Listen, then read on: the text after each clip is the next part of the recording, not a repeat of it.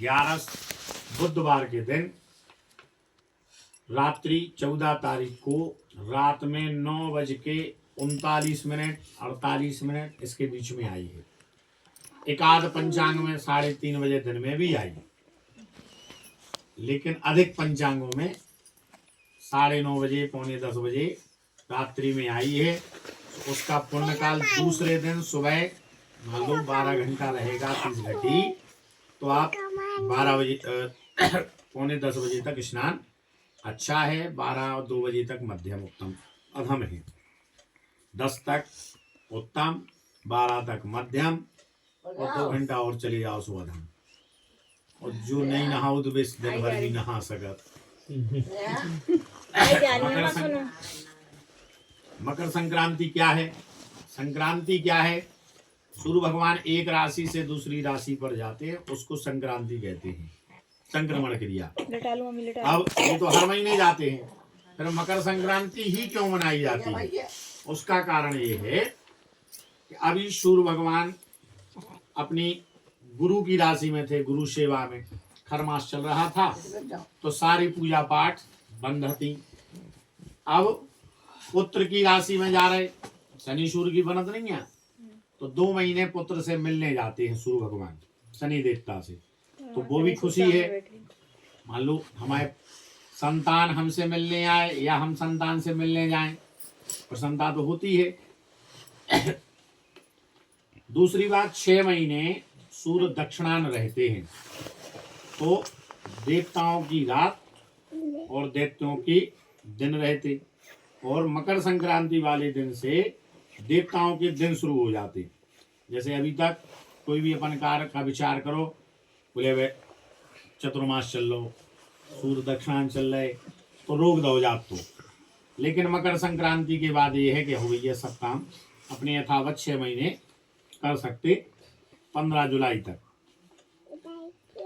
अब भगवान एक राशि से दूसरी राशि पर जा रहे हैं, तो काय से जा रहे? अब उसे 4 व्हीलर 2 व्हीलर तो है नहीं, वहां सब पुराने वाहन हैं, तो भगवान ने बराह वाहन को लिया, यानी शूकर पे बैठे और साथ में बैल को लिया, जो अपन पुरानी भाषा में डुरियाएं करते के बैल को डुरिया रहे।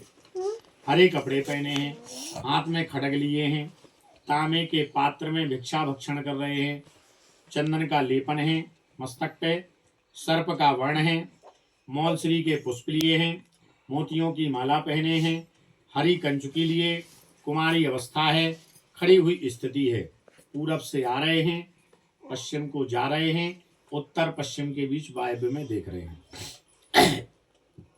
माघ मासे अर्क संक्रांति सर्वशौक्य जनस्चा, माघ के महीने में आती है तो सबको सुख देने वाली होती है। कृष्ण पक्षे चौर पाखंडी दुर्बुद्धि व्याध पूर्वक दुर्जनान सदैव सुखेतेषां संक्रांति कृष्ण पक्षजा। कृष्ण पक्ष में आई है तो चोर पाखंडियों को भी अच्छी होगी। अनुराधा नक्षत्र में आई है तो राजाओं में सुख होगा, रस दुग्ध की उपज अच्छी होगी। नंदा तिथि है तो प्रजा सुखी होगी, वर्षा उत्तम होगी, फलों की उपज अच्छी रहेगी, धान्य आदि के भाव तेज होंगे। बुधवार के दिन आई है तो यज्ञ हवन आदि कार्य अधिक होंगे, प्रजा में मंगल उत्साह होगा, उत्सव भी अधिक होंगे। वृद्धि योग है तो सुभिक्ष होगा, धान्य की उपज अधिक होगी और प्रजा सुखी रहेगी। बराह वाहन है तो सूर्य की किरणें तेज होंगी, यानी गर्मी भी अच्छी पड़े। जो हथियार बनाने वाले हैं, बाण धनुष चक्कू तलवार, इनको कष्ट होता है। बैल उपवाहन है तो दक्षिण देश में सुभिक्ष होगा, लेकिन उत्तरी देश में मतभेद होगा। उत्तरी देश मान लो बंगाल मान लो, यहाँ अग्नि भय चोर भय इनका भय रहेगा। अब जो युद्ध चल रहे, बमबारी हो रही, अग्नि। हरित वस्त्र धारण किए हैं तो हरी वस्तु महंगी होगी। चंदन का लेपन किए हैं तो चंदन के जो पेड़ काटने वाले हैं उनको कष्ट होगा।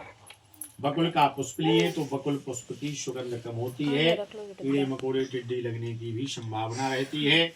भिक्षा मांगकर खा रहे तो जो भिक्षुक हैं, बैरागी हैं, उनको कष्ट होगा। खड्ग हाथ में लिए हैं तो दंडी स्वामियों को भी कष्ट होता है। सर्प की जाति है तो आकाश मंडल में जो भूत प्रेत विचरण करते हैं उनका विनाश होता है।